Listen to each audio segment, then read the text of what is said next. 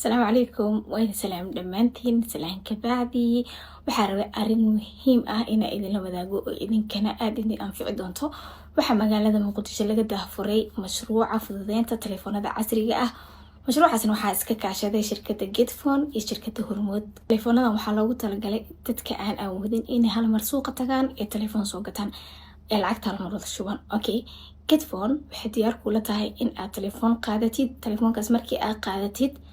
maalin lacag ka go'i doonto lacagta maalin laas ka go'eyso waa 60 senti ama 0.6 u taqaanid ana ka badan waa jari kartaa hadii aad awoodid laakiin lacagta ugu yar oo la jaraayo waa 60 senti okay 60 senti oo maalin aad jaraysid markii ay dhamaato oo telefoonka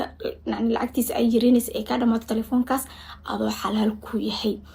sidoo kale faa'iido kale ayaa jirto oo aad u weyn faa'iidadaasi waxay tahay internetkaaga iyo ku hadalkaaga inta lacagtaas ay yareynaysid oo 60 senti aad jaraysid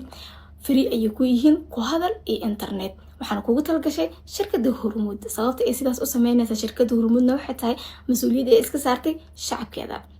4 sano ee soo socota waxaa loogu talagalay in ay qaataan 2 milyan oo qof